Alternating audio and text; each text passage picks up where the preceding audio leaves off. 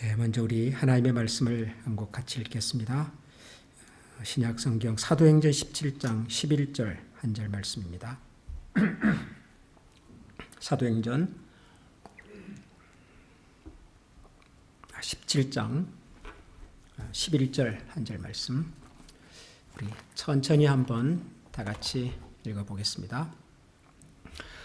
베레아에 있는 사람들은 데살로니가에 있는 사람들보다 더 너그러워서 간절한 마음으로 말씀을 받고 이것이 그러한가 하여 날마다 성경을 상고함으로. 아멘. 오늘부터 이제 이 수료 성경 공부를 새로운 주제로 시작을 하려고 합니다. 제가 이 성경 공부 시작하기 전에 한 주 전에 주보 칼럼에 이 새로운 성경 공부를 시작하는 제 마음을 잠깐 나눈 적이 있습니다. 혹시 여러분들이 보셨는지 모르겠지만 그때 제가 이번 성경 공부는 좀 비장한 마음으로 제가 준비를 했습니다. 그런 얘기를 했습니다. 비장한 마음으로 뭐 대단한 얘기를 하시려나 그런 생각을 혹시 하실지 모르겠습니다만은 저는 좀 비장하게 준비를 했습니다. 제가 비장하다는 표현을 쓴 이유가 뭐냐면 우리가 신앙생활을 한 지가 꽤 되지 않습니까? 뭐 어떤 분들은 이제 부모님 세대부터 예수님을 이렇게 믿어서 뭐 평생을 신앙생활 하신 분도 계시고 또 뭐 어떤 분들은 뭐 이렇게 살아가면서 어떤 계기로 신앙생활을 하기도 하셨는데 아무튼 그 횟수가 적지 않습니다. 뭐 우리 교회에 계시는 어른들을 기준으로 생각을 해봐도 아무리 못해도 한 10년 이상씩. 뭐 제가 우리 교회 부임해 온 지가 벌써 14년이니까요. 그때 계셨던 분들은 최소한 14년 이상. 꽤 오랜 시간을 우리가 신앙생활을 했는데 그런데 가끔 의외의 그 모습을 볼 때가 있습니다. 어떤 거냐 그러면은 누가 우리에게 목사님 혹은 집사님, 권사님 제가 성경을 읽다가 이런 부분을 읽었는데 이게 무슨 말입니까? 라고 물으면 혹은 우리 주변에 뭐 거의 없기는 합니다만은 교회 안 다니시는 분들이 아니 성경에 이런 얘기가 있다는데 그게 무슨 말이야? 라고 물으면 그 자리에서 그 성경의 내용을 잘 풀어서 설명해 줄 수 있는 분이 많지 않습니다. 아, 그거 이런 말씀이야, 이런 뜻이지 라고 설명해 주시는 분들이 없지는 않지만은 대부분은요, 성경에 대해서 누가 물어보면 첫 마디가 나도 잘 몰라. 혹은 그거 목사님께 물어보지 뭐. 우리의 대답이 되게 그렇습니다. 한번 여러분들도 곰곰이 생각을 해보십시오. 누가 우리에게 성경에 대해서 물어오면은 그건 이런 말씀이지라고 잘 설명해 줄 수 있는 사람들이 그렇게 많지 않습니다.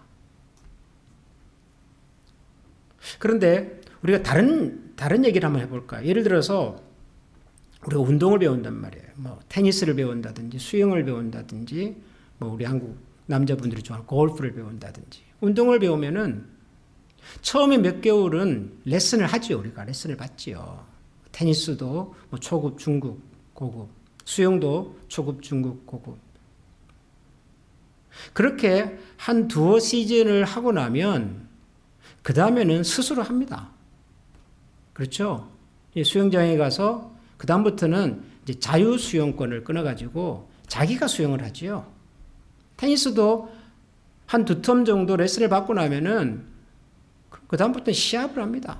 비슷한 사람들끼리 모여서 복식도 하고 단식도 하고 시합을 하지요. 우리 아이들에게 피아노를 가르쳐 보신 부모님들, 한국에서는 제일 처음에 이제 그 바이엘이라고 하는 것 치지 않습니까? 그보다 더 처음에는 뭐 한원인가 그래서 똥똥똥똥 땅땅땅땅 이거 뭐 하면서 어느 정도 지나면은 뭐 바이엘을 뭐 떼고 뭐 체르니를 떼고 그런단 말이에요. 그러고 난 다음에는 악보를 주면은 쳐요. 동요를 치든 가곡을 치든 찬송가를 치든 친단 말이에요. 보통은 그렇습니다. 한 2, 3년 그 분야에 대해서 배우고 나면 스스로 해요, 스스로. 운동이든, 악기든. 근데 우리가 성경에 대해서 배운 지가 몇 년인가요? 우리가 성경에 대해서 듣고 배운 지가 이게 수십 년입니다. 그런데도 불구하고 누가 우리에게 성경에 대해서 물어보면 일단 당황스러워요. 당혹스러워요. 뭔가 잘 설명해 줄 수 있는 준비가 안 되어 있구나 하는 것을 우리가 느낍니다. 참 이상하지요. 다른 분야는 2, 3년만 배우면은요, 가르쳐도 줍니다. 누가 관심 있어 하면, 그건 말이지, 이런 거야. 근데 성경은 그렇지 않아요. 누가 물어보면 오히려 좀 조심스럽고, 좀 뒤로 물러서려고 그러고, 그 목사님한테 물어보고 내가 알려줄게. 대부분 우리 대답이 그렇거든요. 이거는 좀, 문제가 있겠다. 그런 생각을 제가 오래전부터 했었습니다.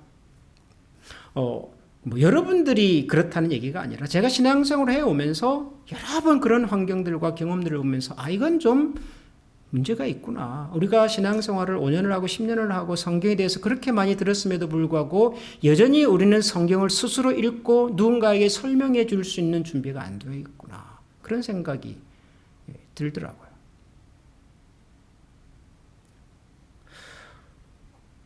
그래서 제가 열심히 잘 설명해드리고 또 전달해드리고 가르쳐드리면 되겠지요. 근데 그 일을 언제까지 얼마나 할 수 있을까? 신구약 성경 66권인데 제가 평생 성경을 가르치고 설명해드린다고 한들 제가 언제까지 일을 계속할 수 있을까? 그런 생각이 들면서 성경 말씀을, 하나님 말씀을 잘 설명하고 가르쳐 드리는 것 못지않게 중요한 것은 우리 모두가 스스로 성경을 읽고 그리고 성경의 말씀을 통해서 하나님을 만나고 하나님을 알아가고 말 그대로 우리 신앙의 양분을 성경에서 직접 얻을 수 있는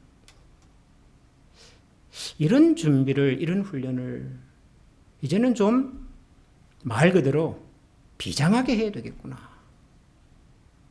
그런 생각을 하게 되었습니다. 특별히 지난 1년 반 넘는 세월 동안 우리가 함께 모여서 신앙생활 할 수 있는 기회가 사라지면서 이제는 어디선가 자기가 스스로 하나님을 기억하고 찾고 하나님의 은혜의 자리로 나아가지 않으면 아무도 내 신앙의 수준을, 현재의 모습을 확인해 주지도 점검해 주지도 도와주지도 못하는 상황들이 주어졌지 않았습니까? 이런 상황이 또다시 온다면 그리고 우리가 누군가에게 이런 신앙의 자문을, 도움을 구할 수 있는 환경이 만약에 또 제한된다면 그럼 우리는 어떻게 될까? 이런 여러 가지 생각들 때문에 이제는 제가 하나님의 말씀을 잘 설명하고 준비해서 전달해 드리는 것 못지않게 우리 스스로 하나님 말씀을 읽고 그리고 그 말씀을 통하여 내 신앙과 삶의 양분을 찾아가는 훈련을 이제는 좀 적극적으로 해야 되겠다라는 생각을 하게 된 것이지요. 그래서 제가 좀 지나친 어감입니다만은 비장하다라는 말을 그래서 제가 사용을 했습니다. 그래서 이번 수요 성경 공부의 주제가 성경입니다. 성경. 하나님의 말씀, 사람의 글이라고 하는 부제를 달아서 이번 가을에는 우리가 성경을 어떻게 읽어야 할 것인가? 도대체 성경이란 책은 어떤 책인가? 도대체 우리는 성경을 통해서 어떻게 하나님을 알아가고 이 성경을 통해서 어떻게 신앙의 양분을 찾아갈 수 있을까를 좀 이렇게 드릴을 좀 할 필요가 있겠다. 그냥 막연하게 막 설교 듣듯이가 아니라 실제로 이 시간에 좀 말씀을 붙들고 좀 실험도 해가면서 내가 고민도 해가면서 하나님의 말씀을 읽고 묵상하는 것이 이런 거구나를 직접 좀 우리가 엑서사이즈를 해야 되겠다. 라는 생각이 들어서 이번 가을에는 이런 주제로 매주 수요일마다 여러분들과 함께 말씀을 가지고 좀 씨름을 하려고 합니다. 제가 야복강에서 야곱이 하나님의 사자와 이렇게 씨름했던 그 표현을 썼는데요. 정말 그런 마음으로 우리 모두가 정말 간절하게 정말 이번 기회를 통해서 내가 하나님의 말씀을 읽고 그 말씀 가운데 기록된 하나님의 뜻과 의지와 마음을 읽어내고 그 마음을 통해서 내 신앙의 양분과 세상을 살아갈 수 있는 지혜를 용기를 하나님 나에게 주십시오라고 하는 그런 좀 간절한 마음을 가지고 말씀과 좀 씨름하는 시간이 되면 좋겠다. 그런 생각이 있습니다. 그래서 이제 이번 가을에는 성경 하나님의 말씀 사람의 글이라고 하는 주제를 가지고 공부를 하는데요. 제가 지난 그 상반기에도 성경공부 수요 성경공부를 할 때는 항상 텍스트북을 하나 가지고 시작을 했습니다. 기억하실지 모르겠지만 그때는 우리가 김영복 목사님의 책을 가지고 나는 왜 믿는가, 이 구원이라고 하는 것이 뭔가에 대한 내용을 하나하나 좀 같이 살폈었습니다. 이번 가을에는요, 이 책입니다. 나를 넘어서는 성경 읽기라고 하는 책입니다. 이 책은 김근주라고 하는 교수님이 쓰신 책인데요. 김근주 교수님은 서울대학교와 그리고 한국의 총신대학원을 졸업하시고 영국 옥스퍼드 대학에서 구약 성경을 연구하시고 전공하셔서 이제 학위를 받으신 구약 학자이십니다. 한국의 느헤미야 연구원이라고 하는 그런 평신도들을 대상으로 하는 신학 교육 시설에서 성경을 가르치시는 교수님이십니다. 구약 학자입니다. 제가 이번에 책, 이분이 쓰신 나를 넘어서는 성경 읽기라고 하는 이 책을 중심으로 해서 이번 가을에 여러분들과 함께 성경이라고 하는 주제를 같이 좀 살펴보려고 합니다. 할 수 있으면 여러분 이 책을 하나 주문해서 읽어보시면 좋겠습니다. 요즘 뭐 미국에서도 한국 책 주문하는 것은 어려운 일이 아니니까요. 인터넷으로 하시면 얼마든지 하실 수가 있으니까 꼭 여러분들이 꼭 사서 읽어 가시면서 저와 함께 매주 수요일 공부를 진행하면 도움이 될 것 같습니다. 적어도 이런 책 한 권 정도는 여러분들이 가지고 계시면 좋을 것 같아요. 지난 상반기 때 우리가 살폈던 나는 왜 믿는가라고 하는 책도 제가 최근 몇 년 가운데 본 책 중에서 구원에 관한 가장 탁월한 책이었습니다. 그것도 한국 목사님이 쓰신. 그래서 저는 여러분들에게 강력하게 추천합니다. 나는 왜 믿는가. 그 책도 꼭 한번 사서 정독하시고 그리고 그런 책 하나 정도는 꼭 집에 하나 비치도 해 주시고 그래서 나중에 누가 구원에 대해서 묻거나 그럴 때 그 책 좀 보시면서 또 설명해 주면 충분히 도움이 될 것 같습니다. 이번 가을에는 이 책입니다. 나를 넘어서는 성경 읽기라고 하는 책입니다. 제가 이 책을 선택한 이유는 아주 단순합니다. 이분은 저보다는 더 성경에 대한 전문가이십니다. 구약학자고 성경을 연구 많이 하신 분이시고요. 저보다 더 전문가이기 때문에 그분의 생각을 제가 좀 빌리려고 합니다. 또 하나 중요한 이유는 이분의 생각이 성경에 접근하는 이분의 생각이 저하고 굉장히 비슷합니다. 저는 뭐 신학자는 아니지만 저 나름대로 성경을 보는 저 나름대로의 시야가 있습니다. 그걸 뭐라고 해야 될까? 관이 있습니다. 그런데 이 김근주 교수님이 저하고 굉장히 비슷한 생각으로 성경을 접근하고 이해를 하시는 것 같아요. 그래서 굉장히 제가 도움이 많이 됐고요. 그래서 이분의 책 정도면은 여러분들에게 굉장히 실질적인 도움이 되겠다라는 생각이 들어서 이분의 책을 중심으로 해서 매주 같이 좀 풀어가려고 합니다. 자, 오늘 이제 첫 번째 시간인데요. 제가 여러분들과 함께 사도행전 17장에 나오는 베레아 사람들에 관한 성경의 기록을 한 것 같이 읽었습니다. 다시 한번 읽겠습니다. 우리 같이 한번 읽어볼까요? 베레아에 있는 사람들은 데살로니가에 있는 사람들보다 더 너그러워서 간절한 마음으로 말씀을 받고 이것이 그러한가 하여 날마다 성경을 상고하므로 베레아에 있는 사람들은 데살로니가에 있는 사람들보다 더 너그럽다 이런 말씀이 나왔는데요. 이 굉장히 흥미로운 표현입니다. 우선 이 베레아라고 하는 지역이 그렇게 유명한 지역이 아니죠. 지금 사도행전 17장에 나오는 이 내용은 사도 바울이 이 세 번째 선교 여행을 하면서 다녔던 그 지역 중에 하나입니다. 데살로니가에서 복음을 전하다가 워낙 반대하는 사람들이 많아가지고 피해서 베레아로 갔습니다. 그런데 베레아에 있는 사람들에게 하나님 말씀을 전하면서 바울이 뭘 느꼈냐 그러면 이 사람들은 데살로니가에 있는 사람들보다 더 너그럽구나 하는 것을 알았습니다. 자, 우선 너그럽다는 말이 재밌습니다. 너그럽다. 여러분, 너그럽다는 게 뭐죠? 너그러운 게 뭐죠? 말 그대로 너그러운 거죠. 성품이 좋고, 그렇죠? 잘 도와주고, 이렇게 하여튼 그런 겁니다. generous하다. 뭐 그렇게도 말할 수 있겠습니다. 그런데 저는 이 표현이요, 좋은 번역이 아닌 것 같아요. 여러분, 지금 우리가 갖고 있는 한글 성경을 한글 개역 성경이라고 합니다. 한글 성경이 여러 번 이제 번역을 거듭거듭해서 업데이트를 해왔는데, 지금 우리가 갖고 있는 성경을 한글 개역 성경이라고 하는데, 그 전에 성경이 있습니다. 그 전 성경에서는 똑같은 구절을 이렇게 번역을 했었습니다. 베레아에 있는 사람들은 더 신사적이어서 그렇게 번역을 했습니다. 이 말을 요즘 성경에서는 더 너그러워서 그렇게 해놨어요. 신사적인 건 뭐죠? 그 옆에 제가 영어로 more noble 이렇게 번역을 해놨는데, 그건 제가 번역한 것이 아니라 우리 가지고 있는 NIV라고 하는 영어 성경이 그렇게 번역을 한 겁니다. 더 noble, more noble 이렇게 번역을 했어요. 신사적이라는 말은 뭐죠?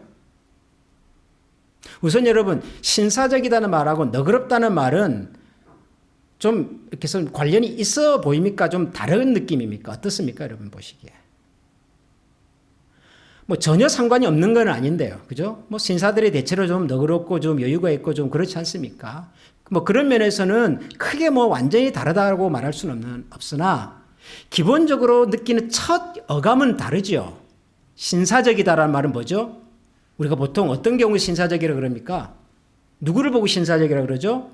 사람을 처음 만났을 때 뭔가 그 사람에게서 이렇게 풍기는 이미지가 뭔가 좀 뭐랄까요, 좀 기품이 있어 보이고, 그죠? 뭔가 좀 배운 것 같고, 뭔가 좀 우리 한국 표현으로 따지면 좀 이렇게 근본이 있는 그런 가문과 배경에서 잘 훈련받은 사람, 예의가 있고, 그죠? 사람을 만났을 때 굉장히 좀 이렇게 젠틀한 이런 느낌이 먼저 있죠. 신사적이라는 말은. 그렇죠? 너그럽다는 말은 그런 걸 떠나서 그냥 사람이 좋고 좀 이렇게 인심이 좋고 뭐 이런 쪽으로 더 많이 가지 않습니까? 그런데 원래 성경에 기록되어 있는 표현은요, 더 신사적이다라는 말이 더 맞아요. 왜 맞냐 그러면은 원래 이 단어는 어떤 뜻이냐 그러면은 그 사람의 어떤 근본과 뿌리가 있다 그런 뜻이라고요. 원래 성경의 단어가 가지고 있는 의미는 그 사람이 어떤 전통이 있고 어떤 권위가 있고 뿌리가 있고, 그래서 그 사람을 봤을 때 야, 참 괜찮은 사람이구나라는 느낌을 받는 이런 뜻이라고요. 그러니까 이게 너그럽다는 말보다는 신사적이라는 말이 좀 더 사실은 가까워요. 사도 바울이 베레아에 있는 사람들에게 말씀을 전하다가 뭘 느꼈냐 그러면 이 사람들은 뭔가 모르게 좀 품격이 있다. 뭔가 기품이 있다. 뿌리가 있다. 근사하다. 이런 느낌을 받았다는 거예요. 베레아 사람들에게서. 데살로니가 사람들에게서는 볼 수 없었던. 이해가 되시죠? 우리가 이렇게 어떤 크리스찬들을 만났을 때 만나보면 이 사람 참 대단히 열심히 있다. 신앙적으로 뭐 적극적이다. 그런 느낌을 받기도 하지만 어떤 그리스도인을 만나면요. 야, 참 저 사람은 내가 좀 가까이 하고 싶다. 뭔지 모르게 좀 무게감이 느껴진다. 말과 행동이 참 진중하고 뭔가 좀 신앙의 뼈대와 뿌리가 있는 것 같다라는 느낌이 드는 그런 크리스찬들을 만날 때가 가끔 있지요. 베레아 사람이 그랬다는 겁니다. 베레아 사람들은 영어 번역이 그래서 저는 더 마음에 들어요. more noble. 아주 막 이렇게 신앙의 어떤 귀품이 있는 사람처럼 느껴지더라는 거예요. 자, 그런데 뭘 보고 그랬냐는 거죠. 뭘 보고. 베레아 사람들이 뭐가 어땠길래 사도 바울의 눈에는 그 사람들이 뭔가 신앙적으로 그렇게 귀품이 있는, 품위가 있는 그런 사람들로 보였던가.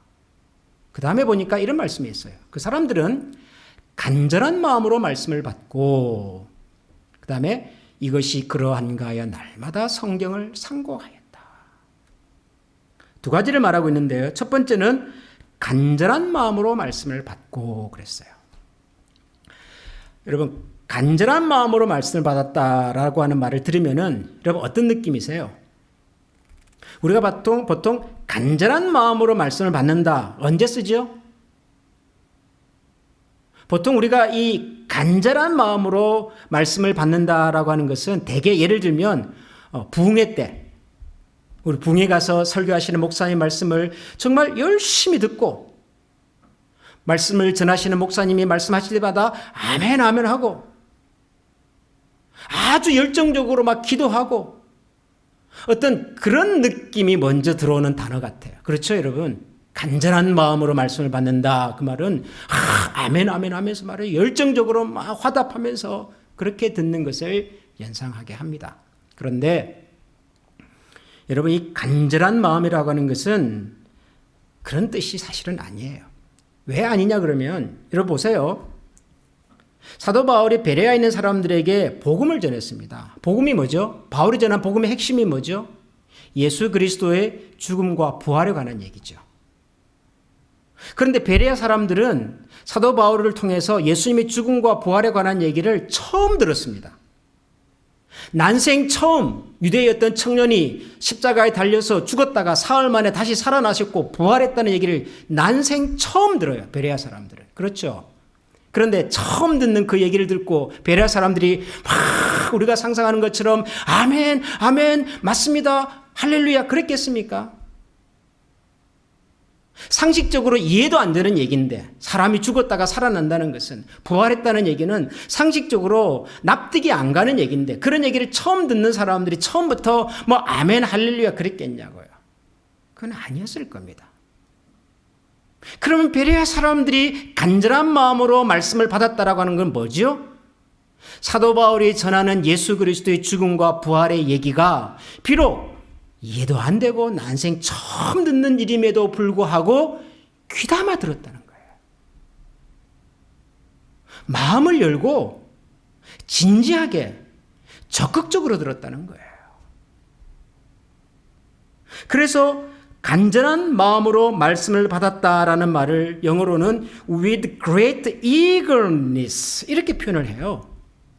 아주 열심을 가지고 귀를 쫑긋 세워서 마음의 문을 열고 진지하게 들었다는 거예요. 말씀을, 하나님의 말씀을. 말씀에 대한 진지함입니다. 진지함. 여러분, 이 말씀에 대한 진지함이라고 하는 것은 굉장히 중요한 겁니다. 왜냐하면 어떤 분들은 하나님의 말씀을 들을 때 굉장히 가볍게 듣는 분들이 있어요. 혹은 굉장히 냉소적으로 듣는 분이 있습니다. 주로 어떤 분들이 그러냐 그러면은 나 그거 아는데 나 그 말씀 들었는데 나도 왕년에 해봤는데 이런 생각을 가진 분들일수록 말씀에 대한 진지함이 부족할 때가 있습니다. 보통 그런 얘기를 그래서 목사님들이 합니다. 불신보다 더 위험한 것은 냉소적인 태도다. 여러분, 불신자는요 믿을 수 있는 여지가 있잖아요. 한 번도 복음을 들어보지 못했기 때문에 못 믿어요. 그렇지만 복음의 진리와 복음의 능력을 경험하고 나면 믿을 수 있는 여지와 가능성이 있습니다. 그런데 냉소적인 사람은요 힘들어요. 냉소적인 사람들은 말씀을 아무리 전해도요 나 그거 아는데 왕년에 해봤는데 나도 왕년에 뭐 열심히 교회에서 해왔는데 그런 분들은 하나님의 말씀이 들어갈 수 있는 여지가 없어요. 마태복음에 나오는 그 4가지의 그 밭들 중에서 마치 돌짝 같은 밭이죠. 말씀의 씨앗이 떨어져도 전혀 들어갈 수 없는 틈이 없는 사람들이 있습니다. 그런데 베레아 사람들은 그러지 않았어요. 말씀에 대하여 진지한 마음을 가지고 생전 처음 듣는 얘기지만 그 다음에 또 하나 중요한 표현이 뭐냐 하면 말씀을 성경을 상고했다 그러면 상고라고 하는 말이 한문이잖아요. 생각선자 생각고자 그러니까 생각한다 이런 뜻인데 사실은 생각한다는 말보다 더 중요한 의미가 질문한다라고 하는 뜻입니다. 성경에 대하여 질문한다라는 뜻이에요. 이 상고하는 말과 똑같은 말이 고린도전서 10장에 보면 이렇게 나와요. 이게 사도 바울이 이제 고린도 교회 교인들에게 보낸 편지 가운데서 이런 얘기를 했습니다. 무릇 시장에서 파는 것은 양심을 위하여 묻지 말고 먹으라. 고린도라고 하는 도시가 우상을 섬기는 대표적인 도시였기 때문에 시장에 나가면 우상을 섬기고 남은 재물을 사고 팔고 했었죠. 그래서 그리스도인들 중에서는 이런 우상을 섬긴 재물을 우리가 먹으면 되겠느냐에 대해서 서로 논쟁이 있었던 터라 사도 바울이 그들에게 보내는 편지 속에서 이런 얘기를 했습니다. 시장에서 파는 음식들 중에 우상을 섬기고 나오는 재물들이 혹 있을 수 있다. 그런데 그것을 물어서 확인해가지고 그것이 우상의 재물인지 아닌지를 가지고 마음의 부담과 시험을 갖는 사람들이 더러 있으니 그러지 말고 묻지 말고 그냥 음식 자체가 무슨 더럽거나 귀한 것이 아니니 하나님 앞에서 감사하는 마음으로 우리가 먹으면 되지 않겠느냐. 이제 그러면서 쓴 얘기예요. 묻지 말고 먹으라. 묻지 말아라. 이게 묻는다라는 말이에요. 상고한다는 말이 묻는다, 의심한다, 질문한다 그런 뜻이에요. 그러니까 베레아 사람들이 성경을 대하는 사도 바울이 전하는 하나님 말씀을 대하는 태도가 뭐냐 그러면 일단 진지했어요. 그 다음에 과연 그런가?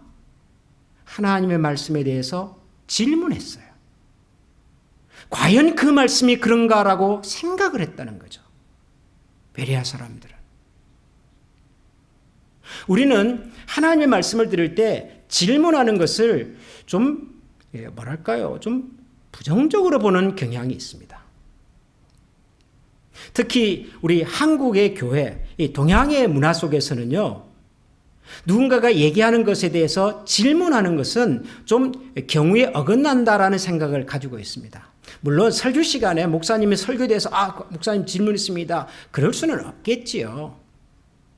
그러나 하나님의 말씀을 우리가 읽고 듣고 그리고 공부하고 묵상할 때는 우리에게 이런 태도가 필요해요. 이 말씀이 왜 이렇지? 이건 내가 알았던 말씀하고는 조금 다른 것 같은데? 혹은 성경 다른 곳에서는 좀 다르게 얘기하는 것 같은데? 이것은 아무리 생각을 해봐도 지금 우리 현실하고는 좀 안 맞는 것 같은데? 이런 여러 가지 생각들을 가지고 말씀 앞으로 가야 되는 거죠. 말씀을 부정하거나 비판하기 위해서가 아니라 과연 하나님 말씀이 그러한가 궁금하고 관심이 있어서 말씀 앞에서 질문하는 태도를 가져야 하는 거죠.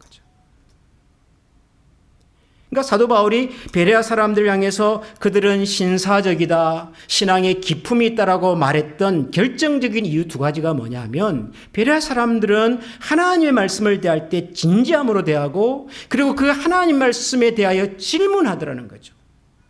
고민하더라는 거죠. 생각하더라는 거죠. 여러분, 신앙의 기품이라고 하는 것은 그냥 이렇게 누군가가 입혀주는 것이 아니라 하나님의 말씀을 진지하게 대하는 태도 속에서 드러나는 모습이라고. 하나님의 말씀이 과연 그런가 하고 고민하고 생각하고 물어보는 삶 속에서 그 말씀의 그 의미와 그 말씀의 능력 앞에 한 걸음 더 다가가는 삶의 태도. 그것을 성경은 신사적이다. 기품이 있다. 그렇게 말을 합니다. 저는 우리 그리스도인들이 저는 좀 신사적이면 좋겠어요.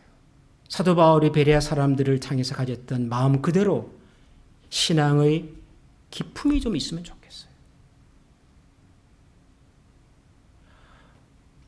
저는 요즘 그 한국의 드라마나 영화를 보면서 굉장히 몹시 마음이 불편할 때가 있어요. 언제냐 그러면 어느 순간부터요, 여러분 한번 유심히 보십시오. 한국의 드라마나 영화나 이런 곳에서 기독교인들, 교회를 묘사하는 장면들을 한번 보세요. 굉장히 희화화되어 있습니다.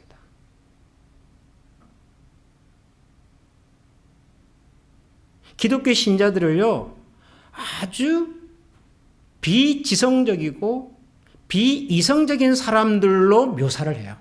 요즘 드라마나 영화를 보면요, 기독교를 그렇게 묘사합니다.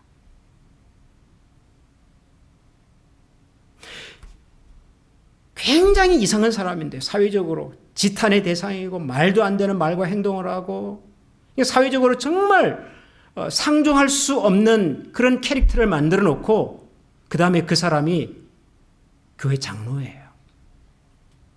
교회 권사님이에요. 그런 식으로 이야기를 풀어가요. 요즘 한국의 드라마나 영화를 보면.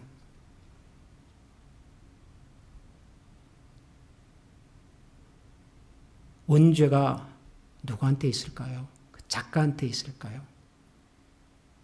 감독에게 있을까요? 아니죠. 우리 그리스도인들이, 교회가 세상 사람들에게 그렇게 이미 비추어진 거죠. 그래서 아멘하고 막 성경하고 새벽기도 가고 이런 것들이요, 아주 이상한 모습으로 묘사가 됩니다. 신앙을 가졌다고 하는 것이, 예수님을 믿는다고 하는 것이 어느 순간부터 하나님을 믿지 않는 사람들의 세계 속에는 아주 비이성적이고 비지성적이고 비논리적이고 막무가내고,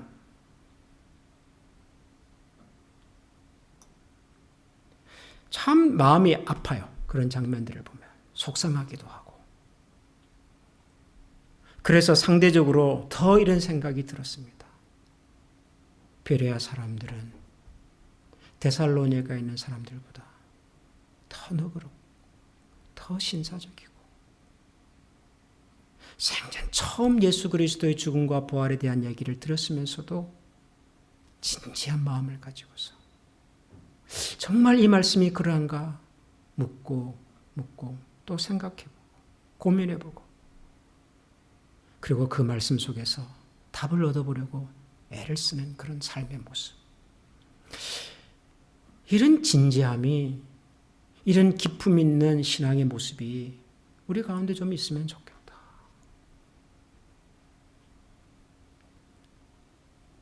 저는 한미교회를 섬기는 목회자로서 우리 교회 성도님들이 이 지역 사회에서 누군가를 만났을 때 좀 신사적인 그리스도인이구나, 한미교회 교인들은 참 기품이 있다, 저는 우리의 모습이 그렇게 비춰지면 참 좋겠습니다.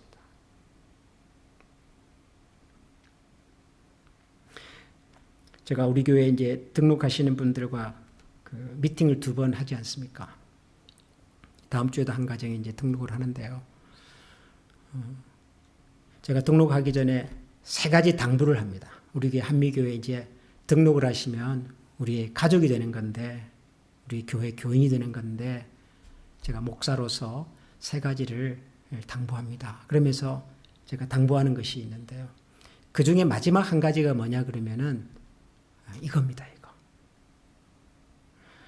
한미교회 등록 안 하시고 신앙생활 하셔도 괜찮습니다. 누가 뭐라 그럽니까? 그죠? 같이 예배드리고 교제하고 얼마든지 해도 되니까요.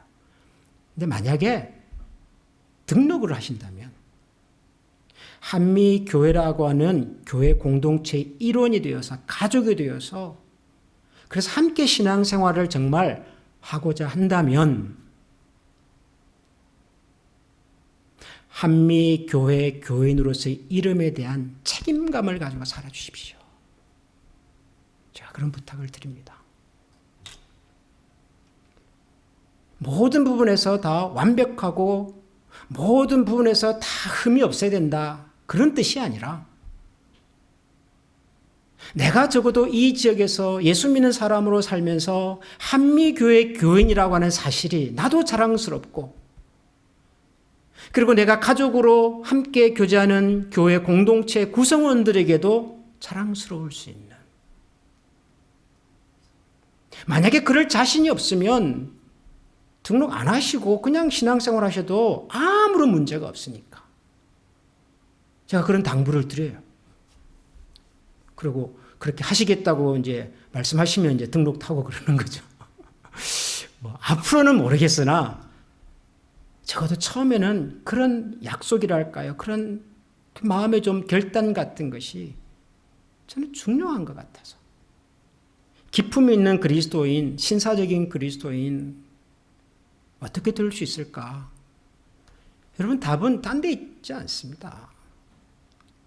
베레아 지역의 성도들처럼 하나님의 말씀을 우리가 진지하게 한번 살펴보고 그리고 그 말씀을 힘입어서 다시 내 삶의 자리로 돌아와서 말씀의 능력을 의지해서 살아가는 그런 모습으로 다시금 우리 신앙의 기초와 기본을 하나하나 다져가는 거기에 우리 그리스도인의 신앙의 기품이 있지 않나 그런 생각이 듭니다. 오늘은 우리 함께 나누었던 이 말씀을 같이 좀 기억하면서 잠깐 기도하겠습니다. 물론 우리 자신이 누구보다도 먼저 좀 하나님의 말씀 앞에서 부끄러움이 없는 정말 기품이 있는 신사적인 품위가 있는 그리스도인으로 살아가야 하겠습니다. 그런 의미에서 우리 자신에게 필요한 하나님의 은혜를 같이 구하고 하나님께서 또 말씀의 지혜를 더해 주시도록 같이 기도하십시다. 그리고 한 걸음 더 나아가서 우리 교회 소속되어 있는 우리 신앙의 동력자들이, 신앙의 동지들이 베레아에 있는 사람들은 데살로니가 사람들보다 더 신사적이었다. 그런 평가를 우리 주변과 이웃들과 세상으로부터 들을 수 있도록 우리 믿음의 가족들 한 사람 한 사람이 이 지역에서 품위 있는 그리스도인으로 살아갈 수 있도록 마음과 생각과 그들의 삶의 여러 영역들을 하나님께서 지켜주시도록 여러분 기도해 주십시오. 특별히 우리 기도가 필요한 분들이 좀 있지요. 어른들을 위해서도 한번 기도해 주시고 또 여러 가지 어려움을 만나서 고심 가운데 있는 또 가정들 혹시 기억나시면 여러분들께서 중보해 주시면 좋겠습니다. 우리 시간에 이런 마음으로 잠깐 오늘 들은 말씀을 기억하면서 같이 한번 기도하겠습니다. 하나님, 나는 하나님에 대한 관심은 많으나 하나님을 믿는 그대들의 모습 속에서 실망한다고 말했던, 그래서 하나님 앞에 한 걸음 더 다가오지 못하는 수많은 사람들의 외침과 그리고 그들의 비난의 소리들을 하나님 저희들이 듣습니다. 하나님은 여전히 신실하시고 은혜와 자비가 무궁하신 하나님이시지만 그 하나님을 믿고 살아가는 저희들의 거칠고 그리고 신실하지 못한 말과 행동으로 인하여 때때로 하나님의 이름과 영광이 감추어질 때가 있었음을 고백하지 않을 수가 없습니다. 하나님, 다시 한번 저희들이 오늘 이 말씀 앞에서 우리 자신들을 돌아보며 하나님의 은혜와 도우심을 간절히 구하오니 하나님, 이곳에 머리 숙인 우리 모두가 하나님 앞에서 참으로 기품이 있는 신앙의 사람들이 되게 하여 주시고 하나님, 우리 모두가 참으로 신사다운 그리스도인들이 되게 하여 주시고 하나님, 우리 한 사람 한 사람을 통하여 우리 주변에 있는 하나님에 대한 관심과 그리고 마음이 준비되어 있지 않는 사람들이 하나님, 우리의 손길과 우리의 사랑과 우리의 삶의 흔적을 보고 예수 그리스도를 알고자 하는 마음의 열정을 가질 수 있도록 저희들을 하나님의 도구로 사용하여 주시옵소서. 하나님, 그럴 수 있는 신앙의 인품과 깊이와 넓이를 저희들에게 더하여 주시고 또한 하나님, 우리가 함께 믿음의 공동체로 꾸려가고 있는 우리 한미교회가 이 지역에서 베레아 사람들이 들었던 것 같은 그런 칭찬과 격려와 사람들의 기대와 이 땅 가운데 빛과 소금의 사명을 작지만 신실하게 감당하는 믿음의 공동체로 꼭 필요한 하나님 나라의 증인들이 다 되게 하여 주옵소서. 이를 위하여 오늘도 흩어져 있는 하나님 믿음의 가족들을 돌아보아 주시고 여러 가지 이들 때문에 아파하며 힘들어하며 답답해하며 하나님의 도우심과 특별한 은총을 간구하는 분들의 마음을 찾아가 주시고 그들에게 하나님께서 하나님만이 주실 수 있는 하늘의 은혜로 지혜로 그리고 평강으로 하나님께서 친히 다스려 주옵소서.